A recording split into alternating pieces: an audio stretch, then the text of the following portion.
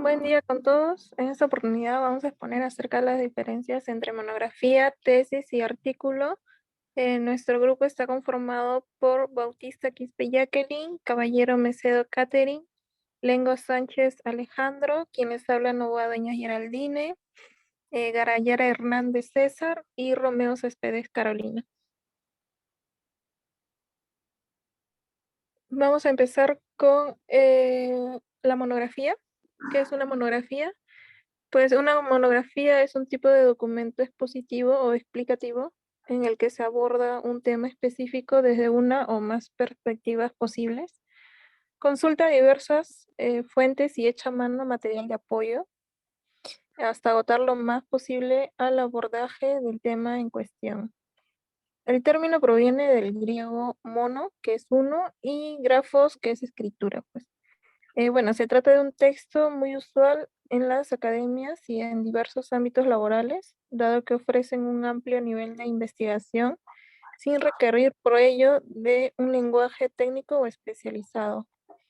Tienen una extensión de tipo variable, de modo que se trata de un formato bastante versátil a la hora de exponer pormenorizadamente una investigación. Le daré paso a mi siguiente compañero. Seguimos. Tenemos las características de una monografía. Entre ellas tenemos que es un texto escrito, cohesionado y coherente, en el que se aborda un tema claramente identificado desde una perspectiva reconocible, aportándole al lector la información necesaria para sustentar lo dicho. También que tenga un carácter sistemático estructurado en una o distintas partes en el que se ofrezca un tratamiento exhaustivo y extenso de la materia, que represente una mínima contribución a los saberes del área. También tenemos que incluye las referencias bibliográficas o del tipo que fuera y que le brinde al lector los datos necesarios para verificar lo dicho. No se trata de un texto de tipo imaginativo. Y por último, que tenga una extensión variable la suficiente para agotar el tema abordado. También que aborde dicho tema desde un punto de vista expositivo, objetivo, sin involucrar subjetividades y sin procurar convencer al lector de un punto de vista. Siguiente. Tipos de monografías.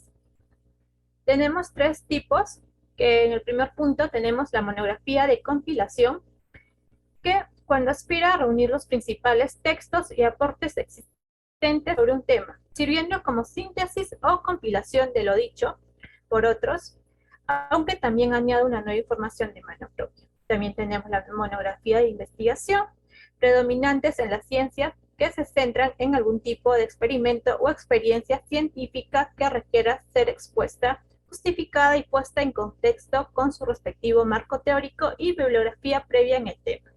Y por último tenemos la monografía de análisis experimental, que son aquellas que abordan de manera expositiva, no narrativa, algún tipo de experiencia no científica o no experimental, verificables de manera práctica, aunque no constituyan parte de una investigación. Su uso es más bien acotado y especializado. Le doy pase a mi siguiente compañero.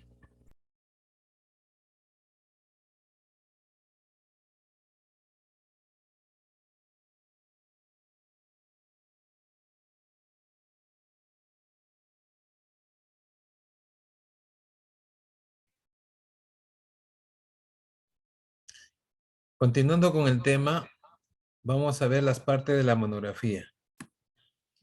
La monografía está constituido de la siguiente manera. Podemos ver dentro del cuerpo del texto lo siguiente: el planteamiento del problema. Es el siguiente paso, parte de la selección de nuestro punto de vista específico respecto al tema, o de lo que sea que nos propongamos hacer, una vez revisados los antecedentes y los textos que necesitamos para entender el tema a profundidad, tal y como hicimos en el paso anterior. Así estamos capacitados para elaborar un primer texto de pocas páginas en el que expongamos, a modo de documento de trabajo, que nos proponemos hacer, cómo y por qué. Este planteamiento será muy útil más adelante. 2. Esquematización del texto. A partir de lo que desarrollamos en el planteamiento del problema, estaremos capacitados para extraer un esquema tentativo de lo que debería ser la monografía. ¿Por dónde deberíamos comenzar? ¿Cuál es el orden de sus capítulos y qué abordaremos en cada uno? Al final, deberíamos tener una suerte de esqueleto temático que empezaremos a rellenar en el paso siguiente. 3. Redacción del documento. Un momentito. Redacción del documento. Guiándonos por el esquema de desarrollo y por lo escrito en nuestro planteamiento, comenzaremos a desarrollar el tema. No hay que tener miedo de copiarse de uno mismo. Así que mucho de lo que ya escribiste en el planteamiento te será útil para redactar el cuerpo de tu documento. De ahí continúa la redacción del desarrollo. El contenido de la monografía es el primer tramo a redactar en su justo orden secuencial de los capítulos que lo componen. La redacción de la introducción. Finalmente, teniendo el cuerpo completo del trabajo, haremos la introducción. No es conveniente hacerla al principio, ya que el proyecto cambiará a medida que lo desarrollemos y entonces tendríamos que volver sobre la introducción para corregir y añadir detalles. Redacción de las conclusiones. Una vez terminado el cuerpo de la monografía, procederemos a redactar las conclusiones. Corrección y ajustes metodológicos. Una vez lista la monografía, deberemos proceder a leerla con mucha atención para corregir los detalles ortográficos, pulir la redacción y ajustar todas las referencias metodológicas y bibliográficas. También es momento de introducir los anexos y verificar que estén referidos en el lugar adecuado. Doy paso, continúo con lo que es la tesis. Ahora la pregunta que nos haremos es, ¿qué es una tesis? Se entiende por tesis en el mundo académico a un trabajo de investigación por lo general monográfico o investigativo, que consiste en una disertación y comprobación de hipótesis previamente establecidas para demostrar una capacidad analítica y el manejo de procedimientos de investigación. La mayoría de los grados académicos se otorgan tras la elaboración, defensa y aprobación de una tesis de grado. Su elaboración suele involucrar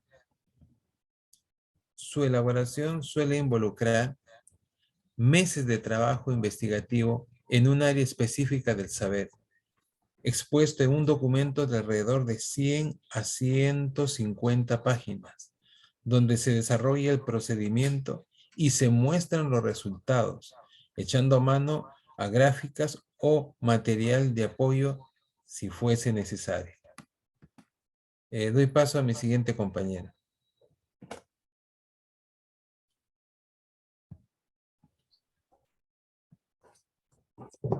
Mi nombre es Carolina Romero y me toca hablar sobre la estructura de una tesis.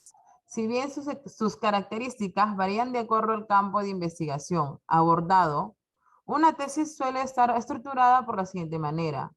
Preliminares, todo aquello que antecede a la investigación propiamente dicha, como son la portada, el resumen de la investigación, para referencias, los índices del contenido, la dedicatoria, el agradecimiento y finalmente una introducción general al tema que se plantea abordar.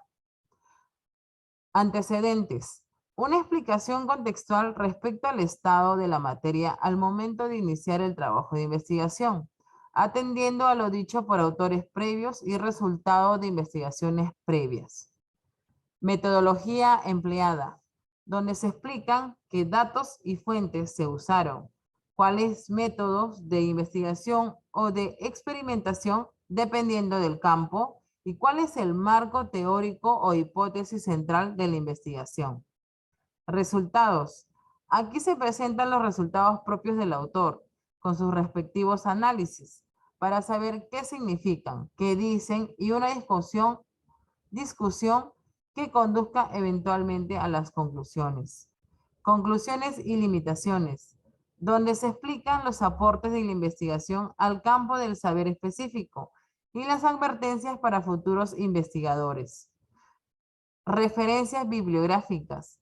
Aquí se detallan los libros y materiales consultados a lo largo de la investigación, con todos sus datos editoriales completos. Apéndices. Su orden de este segmento, de todas las tablas, gráficos, imágenes, cuadros, que ayuden a comprender los resultados. Temas para tesis. La elección de un tema de tesis es el primer paso indispensable para realizarla. Un investigador debe tener muy en claro el norte al que apunta y las hipótesis que se propone cuestionar o demostrar. Por ello, las recomendaciones más usuales son: 1. Un tema que apasione. Esto es elemental. Si tu tema de tesis te aburre, más te aburrirá sobrellevarlo durante 100 páginas y más aburrirá todavía a quienes lo lean.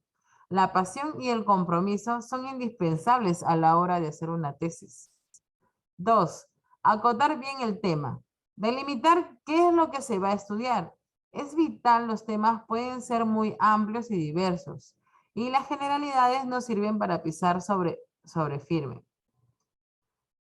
3. Revisar bien los antecedentes.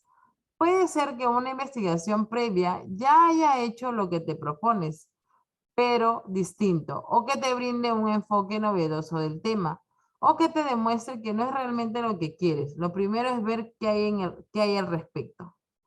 Y 4, considerar el aporte profesional. Deberías poder hablar de tu tema de tesis a futuro, sin sentir que perdiste el tiempo o que fue un capricho que nada tiene que ver con tu desarrollo profesional futuro. Muy bien, a continuación con mi compañero. Continuando con la exposición, ¿qué es un artículo científico? Es un trabajo de investigación destinado a la publicación de revistas especializadas. Tiene como objetivo difundir y de manera clara y precisa los resultados de una investigación realizada sobre un área determinada del conocimiento. ¿Por qué ha de organizarse un artículo científico? Es necesario organizar un artículo y mantener una estructura consistente para que éste cumpla su objetivo primordial, que es compartir y poder transmitir correctamente al resto de la comunidad científica los hallazgos hallados en el estudio. Hoy día hay diferentes estructuras de organización de los artículos que están normalizadas y son 3. Modelo INRAT, que consta de introducción, material y métodos, resultados y discusión. Modelo AIMRAT, compuesto por resumen abstracto, introducción, materiales y métodos, resultados y discusión. Por último, modelo IRDAM, y está formado por introducción, resultados, discusión, materiales y métodos. A continuación, con el siguiente compañero.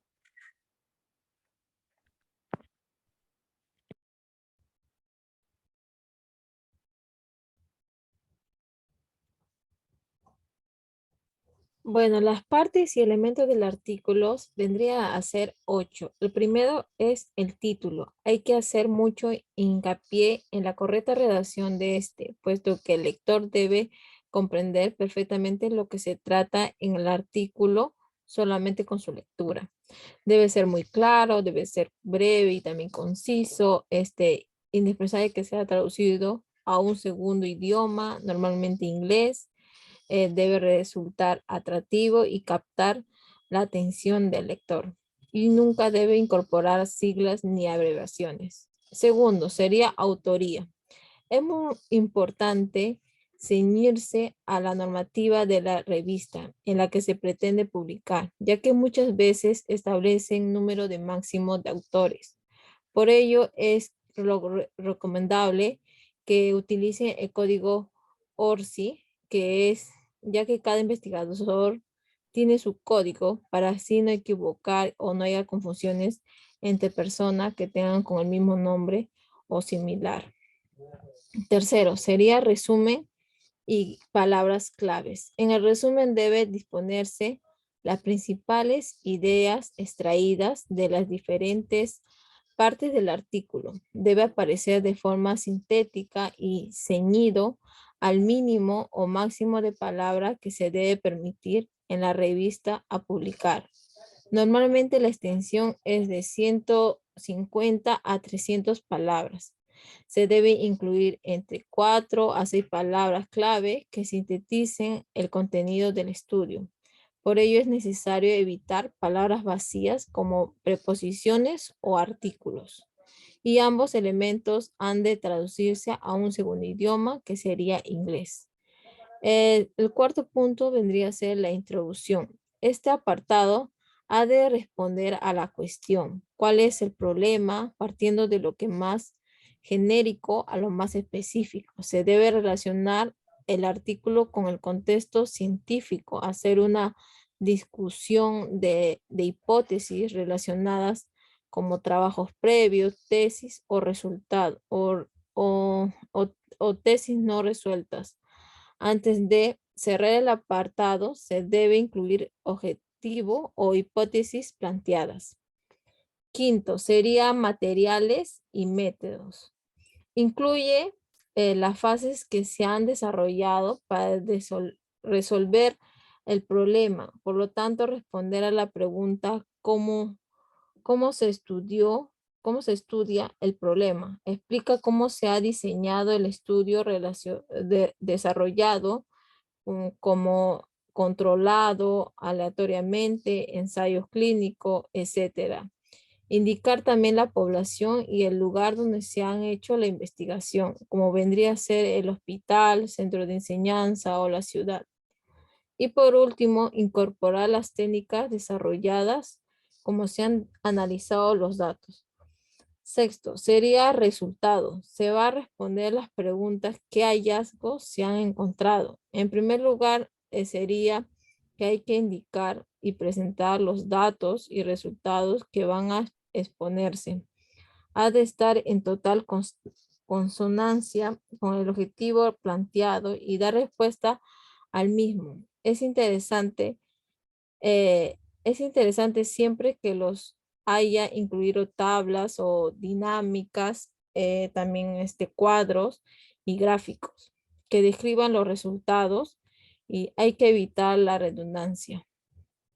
Sexto, sería la discusión y conclusiones. Supone que una valoración final de la investigación en este apartado se responde a la cuestión ¿qué significa los hallazgos?